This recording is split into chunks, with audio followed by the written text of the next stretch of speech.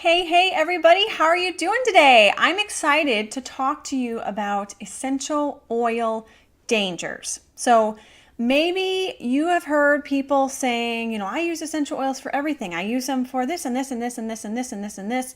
And I cook with them and I clean with them and I use them on my dog and I use them on my baby and I use them on everything. And you're like, whoa, that's great, but I don't know about this, right? So, essential oils are amazing. They work, they've been used for hundreds of thousands of years successfully. But you have to know some things about them because they are very powerful and they can have some severe consequences if you don't use them properly. So, if you're brand new, my name's Andrea Jones. I'm an eating psychology coach and the founder of the Natural Health School, where I really teach busy professionals how to truly be prepared and empowered with their health. So, if you are new, consider subscribing because I put a new video out like this one just about every week. So, let's get started, okay? So I'm going to go over some mistakes that a lot of people have done when they're brand new to oil, some of them that I have made myself. And I want you to be aware so that you don't make these mistakes yourself, okay?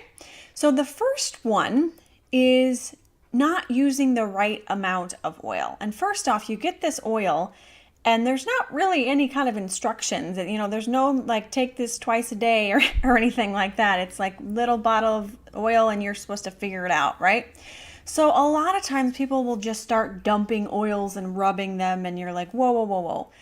So essential oils are very, very concentrated. So they're 50 to 70 times more concentrated than herbs. So truly pure oils, you really only need 1 to 2 drops on a average adult size person.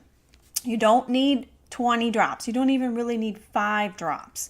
So if you're hearing it from someone or the label says, take 10 drops and rub it on your skin, that's probably a bad sign that that's not a legit oil, first off, and maybe that person doesn't really know how to use them. So essential oils, just a really short chemistry lesson. Essential oils are, the molecules themselves are smaller than, let's say, pharmaceutical molecules. So they move really quickly through your system. They metabolize through your system really quickly. So they work really fast, which is awesome. So you might, it's probably, hopefully going to work really fast for what you're using it for. But if you just use too much, it's like you're honestly just going to lose a lot of that health benefit. It's just going to burn through your system. It's just like if you get too much of anything in your system, your detox system is just going to detox it out. So the goal is to use small amounts more frequently throughout the day or however long you're trying to use it. So stop using too much oils. And actually for kids and for babies, they need even less. And we're talking about a little bit about that in a second here. So the second mistake a lot of people do is thinking that all essential oils are created equal and all essential oil brands are created equal. And I'm just going to go out and grab some lavender real quick. Like, whoa, where are you getting that from? So now don't think that you have to figure this out on your own, but there should be a resource somewhere where you can get the gas chromatograph reading from that essential oil. And you're like, what? I'm not doing that, right? So a gas chromatograph is a test that they run on all essential oils to tell you basically what's in it. Now, do I know how to read them? No. Do you know how to read them? No. But they at least need to be able to have a place where you can go and see, like there might be a code on the bottom of the bottle that you can go to their website and see it, or you just ask the company, hey, am I able to see, what's in this oil? And if they're like, I don't know, that's probably a red flag. An easier way to figure out what's in your bottle is to read the warning labels. So if it says flammable, that is a sure flag that it's not pure. Just saying, if it's flammable, it's not pure. If it says something like, keep out of reach of children, dilute properly, those are good signs. But if it says something like not for internal use, that's a red flag, because I'm going to tell you, if you put an oil directly on your skin, it absorbs through the layers of your skin and goes into your bloodstream. If you breathe it in through a diffuser or like put it in your hands and do this, it goes through your respiratory system into your bloodstream. And obviously, if you ingest it, that's internal. But I think all three of those ways are internal. If it's saying not for internal use, I don't know if I would use that. Another really good thing to find on a label is a supplement fact. Just like you would on, vitamins or any kind of supplement you might take. If it has that supplement fact label, that is a really good sign that it's a pure oil, it's safe for internal use. Okay? So, and the FDA doesn't really regulate oils. So unfortunately in our industry, in our economy, a lot of people are just out to, see essential oils being a big trend and getting on board and adulterating oils to make a few bucks. So please don't get oils that are adulterated because they can, I've had people bring me their oils and it gave them a rash and it gave them a headache. So please don't use those oils. Okay. Okay. I talked about that. So next thing to be careful of is thinking that essential oils, quote unquote, cure everything. Essential oils in no way, shape, or form cure, prevent, heal any kind of diseases or illnesses. Okay? They just don't.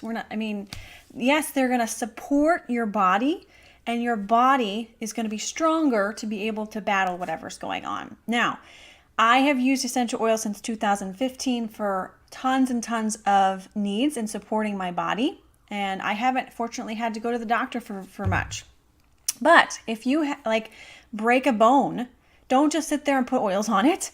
Go to the doctor, have them set it, do whatever they need to do. If you are struggling with a chronic condition, go to your doctor, work with them, and use essential oils as a tool in your toolbox of health tools, okay? So don't think you can just slather on 27 oils and you're a magical princess and all better, okay?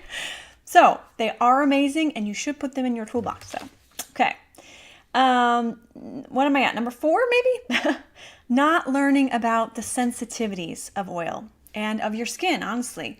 So essential oils, not all oils are safe to put directly on your skin. There are some that are considered hot oils. There are some oils that you can apply neat.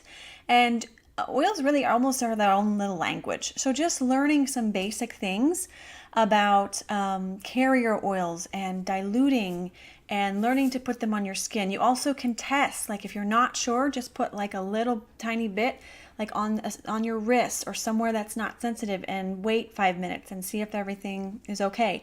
And if you do for some reason have a reaction, do not put water on it because oil and water do not mix. Put a carrier oil, which would be like coconut oil, olive oil, grapeseed oil, sweet almond oil, and just put that on there and that'll actually calm it.